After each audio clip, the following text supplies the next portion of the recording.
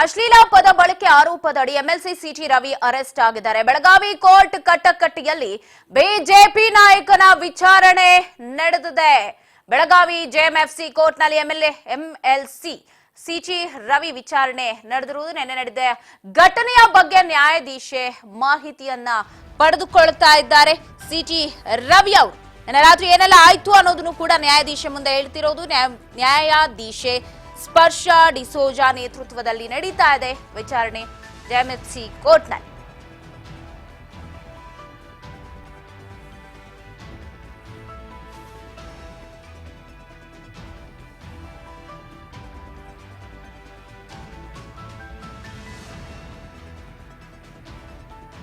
ಆರೋಪಿ ಸಿಟಿ ರವಿ ಪರ ವಕೀಲ ಎಂಬಿ ಜಿರಲೆ ವಾದ ಮಂಡಿಸ್ತಾ ಇದ್ದಾರೆ.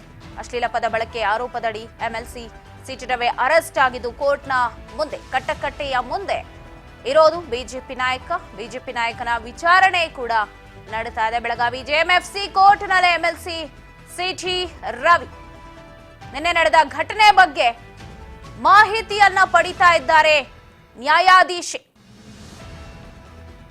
ಸ್ಪರ್ಶ ಡಿಸೋಜಾ ನೇತೃತ್ವದಲ್ಲಿ ವಿಚಾರಣೆ ನಡೀತಾ ಇದೆ. ವಾದ ಪ್ರತಿವಾದವನ್ನ ಆಲಿಸ್ತಾ ಇದ್ದಾರೆ. ಒಂದಷ್ಟು ಸ್ಫೋಟಕ ವಿಚಾರವನ್ನ ಕೂಡ ಸಿಟಿ ರವಿ ಅವರು ನ್ಯಾಯಾಧೀಶರ ಮುಂದೆ ತೋಡ್ಕೊಂಡಿದ್ದಾರೆ ಅನ್ನೋದು ಕೂಡ ಗೊತ್ತಾಗ್ತದೆ.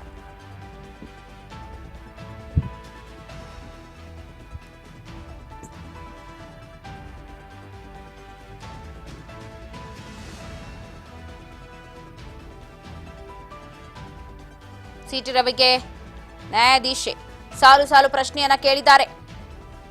ಅವರ ಪರ ಎಂಬಿ ಜಿರಲಿ ವಾದವನ್ನ ಮಂಡಿಸಿದ್ದಾರೆ. ಅಶ್ಲೀಲ ಪದ ಬಳಕೆ ಆರೋಪದಡಿ ಎಂಎಲ್ಸಿ ಸಿಟಿ ರವಿ ಅರೆಸ್ಟ್ ಆಗಿದ್ದಾರೆ. ಬೆಳಗಾವಿ ಕೋರ್ಟ್ ಕಟ್ಟಕಟ್ಟಿಯಲ್ಲಿ ಬಿಜೆಪಿ ನಾಯಕನ ವಿಚಾರಣೆ ನಡೆದಿದೆ. ಕಾಂಗ್ರೆಸ್ ಮಹಿಳಾ ಕಾರ್ಯಕರ್ತರಿಂದ ಒಂದು ಕಡೆ ಎಲ್ಲೋ ಮುತ್ತಿಗೆ ಆಗ್ಬೋದು. ಯಾಕಂದ್ರೆ ನಿನ್ನೆ ಸುವರ್ಣಸೌಧದಲ್ಲಿ ಏನು ಘಟನೆ ಆಯ್ತಲ್ಲ, ಅದಾದ ನಂತರ ಸ್ವಲ್ಪ ಅವಾಯ್ಡ್ ಮಾಡೋದಕ್ಕೆ ಪೊಲೀಸರು ಮುಂದಾದ್ರ ಅನ್ನುವಂಥ ಅನುಮಾನ ಬರ್ತಾ ಇತ್ತು. ಆದ್ರೆ ಸಿಟಿ ರವಿ ಅವರು ಈಗ ನ್ಯಾಯಾಧೀಶ ಮುಂದೆ ಕೊಟ್ಟಿರುವಂತಹ ಒಂದಷ್ಟು ಹೇಳಿಕೆಗಳು ಸಾಕಷ್ಟು ಕುತೂಹಲಕ್ಕೆ ಕಾರಣವಾಗ್ತಾ ಇದೆ. ವೈಯಕ್ತಿಕ ಮಾಹಿತಿ ಜೊತೆಗೆ ಎಲ್ಲ ಮಾಹಿತಿಯನ್ನ ಪಡಿತಾ ಇದ್ದಾರಂತೆ ಜಡ್ಜ್. ನಿನ್ನೆ ಪರಿಷತ್ನಲ್ಲಿ ನಡೆದ ಘಟನಾವಳಿಗಳ ವಿವರಣೆಯನ್ನ ಕೇಳಿದ್ದಾರೆ. ರಾತ್ರಿ ಸುತ್ತಾಡಿಸಿದ್ದಾರೆ. ಅದರ ಬಗ್ಗೆ ಸಿಟಿ ರವಿ ಇಂಚಿಂಚು ಮಾಹಿತಿಯನ್ನ ಕೊಟ್ಟಿದ್ದಾರೆ.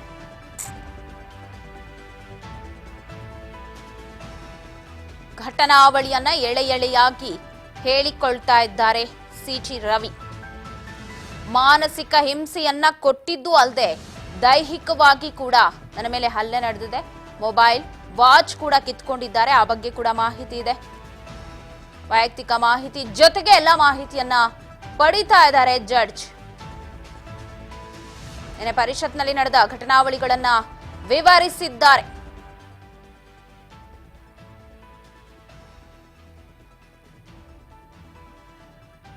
ರವಿಗೆ ನ್ಯಾಯಾಧೀಶ ಸಾಲು ಪ್ರಶ್ನೆಯನ್ನ ಕೇಳಿದ್ದಾರೆ. ನಿನ್ನೆ ನಡೆದ ಘಟನಾವಳಿಗಳನ್ನ ವಿವರಿಸೋದ್ರ ಬಗ್ಗೆ ಕೇಳಿರೋದು.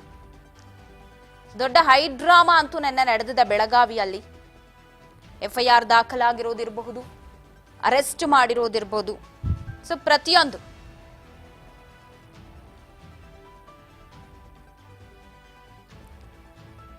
ಆಗ ಸಿಟಿ ರವಿ ಅವರು ಹೇಳಿದ್ದಾರೆ, ಸುತ್ತಾಡಿಸಿ ಎಲ್ಲೋ ಒಂದ್ ಕಡೆ ಕಾಡಿನ ಜಾಗಕ್ಕೆ ನಾನು ಕರ್ಕೊಂಡು ಹೋದು, ಕ್ರಷರ್ ಇದರ ಹತ್ರ ನಮ್ಮನ್ನ ಕರ್ಕೊಂಡು ಹೋದ್ರು.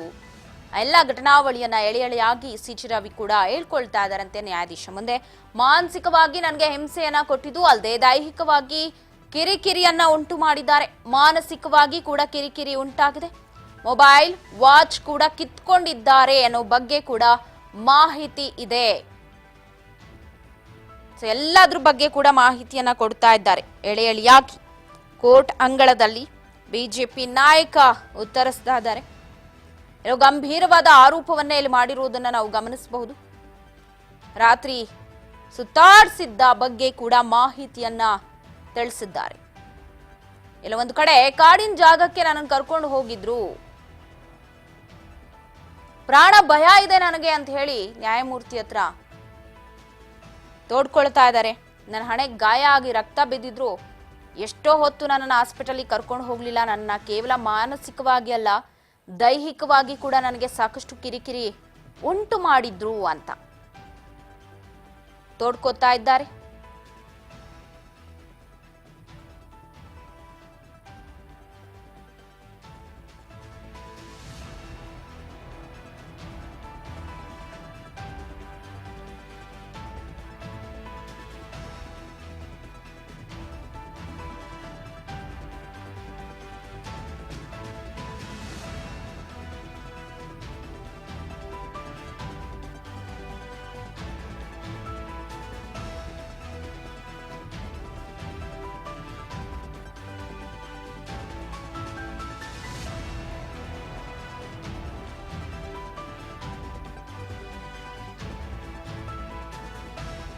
ಆರೋಪಿ ಸಿಟಿ ರವಿ ಪರ ವಕೀಲ ಎಂಬಿ ಜಿರಳೆ ವಾದ ಮಂಡಿಸ್ತಾ ಇದ್ದಾರೆ. ಅಶ್ಲೀಲ ಪದ ಬಳಕೆ ಆರೋಪದಡಿಯನ್ನು ಎಂಎಲ್ಸಿ ಸಿಟಿ ರವಿ ಅರೆಸ್ಟ್ ಆಗಿದ್ದಾರೆ. ವಾದ ಪ್ರತಿವಾದ ಆಲಿಸ್ತಾ ಜೊತೆಗೆ ನಿನ್ನೆಯ ಘಟನಾವಳಿ ಬಗ್ಗೆ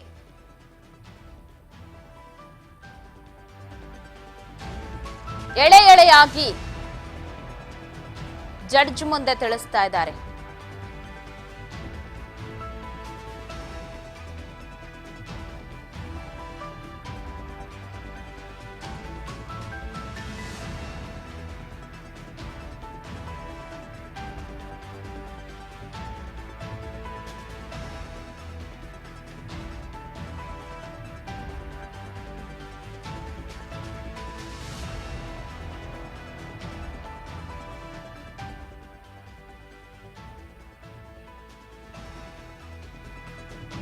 ವೈಯಕ್ತಿಕ ಮಾಹಿತಿ ಜೊತೆಗೆ ಎಲ್ಲ ಮಾಹಿತಿಯನ್ನ ಜಡ್ಜ್ ಪಡಿತಾ ಇದ್ದಾರೆ.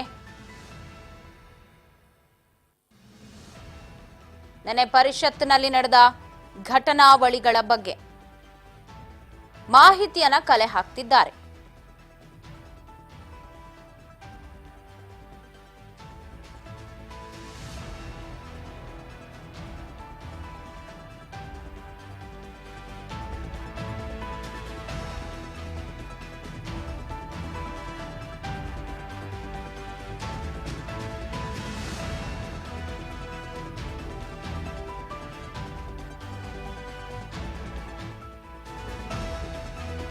ಸಿಟಿ ರವಿ ಜಾಮೀನು ಅರ್ಜಿಯನ್ನ ಕೋರ್ಟ್ ಕಾಯ್ದಿರಿಸಿದೆ. ವಿಚಾರಣೆಯನ್ನ ಮಧ್ಯಾಹ್ನ 3 ಗಂಟೆಗೆ ಮುಂದೂಡಿಕೆ ಮಾಡಲಾಗಿದೆ. ಕಾಯ್ದಿರಿಸಿದೆ ಕೋರ್ಟ್ ಜಾಮೀನನ್ನ. ಮಧ್ಯಾಹ್ನ ಸರ್ಕಾರದ ಪರ ವಕೀಲರು ವಾದ ಮಂಡಿಸೋ ಸಾಧ್ಯತೆ ಇದೆ. ಸಿಟಿ ರವಿ ಅವರ ಜಾಮೀನು ಅರ್ಜಿಯನ್ನ ಕಾಯ್ದಿರಿಸಿದೆ ಕೋರ್ಟ್. ಮಧ್ಯಾಹ್ನ ಸರ್ಕಾರದ ಪರ ವಕೀಲರು ವಾದ ಮಂಡಿಸಲಿದ್ದಾರೆ. ಹಾಗಾಗಿ ಮಧ್ಯಾಹ್ನಕ್ಕೆ ಕಾಯ್ದಿರಿಸಿದೆ ಕೋರ್ಟ್ ವಾದ ಪ್ರತಿವಾದವನ್ನ ಆಲಿಸಿ. ಮಧ್ಯಾಹ್ನ ಸರ್ಕಾರದ ಪರ ವಕೀಲರು ವಾದವನ್ನ ಮಂಡಿಸಲಿದ್ದಾರೆ ಸಿಟಿ ರವಿ ಅವರ ವಿಚಾರದ ಸಂಬಂಧ. ಈಗ ಅವರ ಪರ ವಕೀಲರು ಎಂಬಿ ಜಿರಳೆ ಅವರು ವಾದ ಮಂಡಿಸಿದ್ದಾರೆ. ಜೊತೆಗೆ ಸಿಟಿ ರವಿ ಅವರು ಕೂಡ ಎಲ್ಲ ವಿಚಾರವನ್ನ ಕೋರ್ಟ್ ಮುಂದೆ ತಿಳಿಸಿದ್ದಾರೆ. ಇದನ್ನೆಲ್ಲ ಕೇಳಿ ವಾದವನ್ನ ಆಲಿಸಿ ಸ್ಪರ್ಶ ಡಿಸೋಜಾ ಅವರು ನ್ಯಾಯಾಧೀಶೆ ಮಧ್ಯಾಹ್ನಕ್ಕೆ ಅದನ್ನ ಮುಂದೂಡಿದ್ದಾರೆ.